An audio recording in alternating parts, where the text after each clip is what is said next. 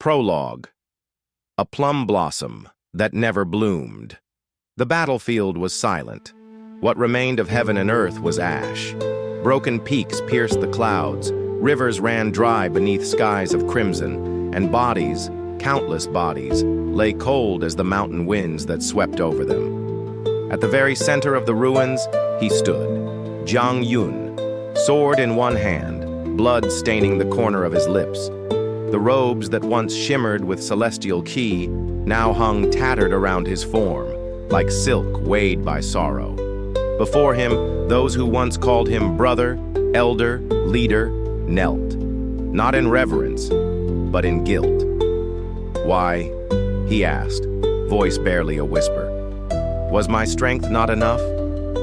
No one answered. Not the disciples who betrayed him, not the immortals who watched from afar, and not the sky which remained mute, watching its brightest star fade without honor.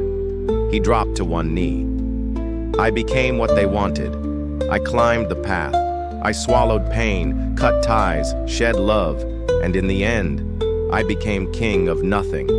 He pressed a trembling hand against his chest. His heart still beat, but weakly, slower, no pills left, no key remaining, no one beside him. "I forgot how to live." A single tear, warm despite the cold, slipped down his cheek. Then, silence. But as his body slumped, the earth trembled, and something bloomed.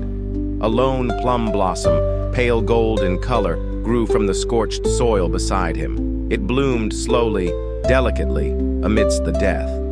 Heaven had watched after all, and in its eternal stillness, it wept.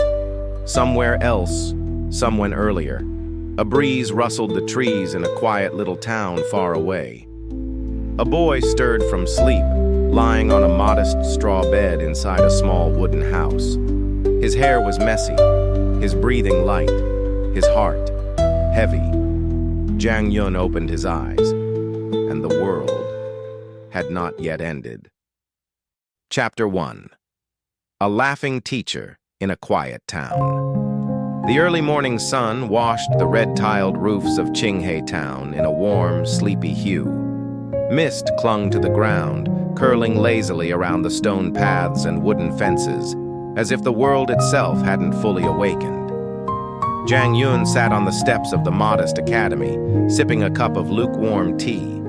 His white robe was plain, slightly wrinkled at the edges. His long black hair was tied lazily with a thin cord, a single strand falling annoyingly over his cheek. He made no move to fix it. Instead, he toyed with the lid of his teacup, spinning it with a finger like a bored child.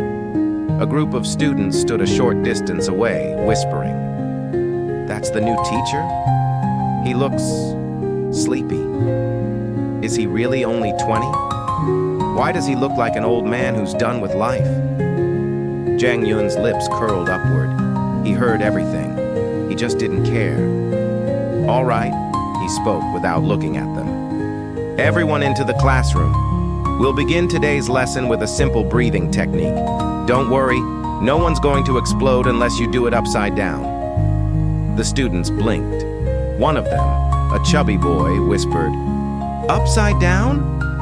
Inside the simple wooden hall, Jiang Yun leaned on the windowsill while the students sat cross-legged. His voice was calm, casual. "Now, this technique is called gentle flowing qi. You inhale slowly, feel the energy from your lower dantian, and guide it like water along your meridians. Think of your qi as a lazy river, not a waterfall. Don't force it." Half the students nodded. The other half were already sweating. As expected, 10 minutes in, one student coughed violently. His qi flow was erratic, too fast, too shallow. Jiang Yun sighed and walked over. "Close your eyes. Breathe from here." He pressed lightly on the boy's diaphragm. "Now slow down. Let the qi follow your heartbeat, not the other way around." Within moments, the students' breathing evened out. The rest of the class stared, stunned. Even the senior teachers sometimes needed pills or formations to calm qi deviation. Jiang Yun simply yawned and returned to the windowsill. "It's not that hard," he said lazily. "Your body already knows how to breathe. All you need is to remember not to mess it up." When the class ended, the students filed out.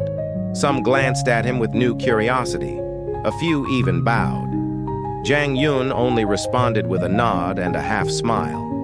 He stayed back alone, watching the courtyard turn golden under the rising sun. A breeze passed through the open window, rustling a stack of scrolls on his desk. One fluttered to the floor. Basic Qi alignment for rural cultivators. He picked it up and tapped the title with a finger. "This used to bore me to death," he murmured. Then he stood, stretched, and walked out slowly. Outside, under a blooming plum tree, he stared at the horizon. Mountains loomed in the far distance, hazy and cold. He remembered once standing atop those peaks, arrogant, untouchable, and alone. "Not this time," he whispered. "I've had enough of chasing strength alone. Let's see what life's like when you teach others to walk the path with you." He took a sip of now cold tea. "And maybe have a little fun this time."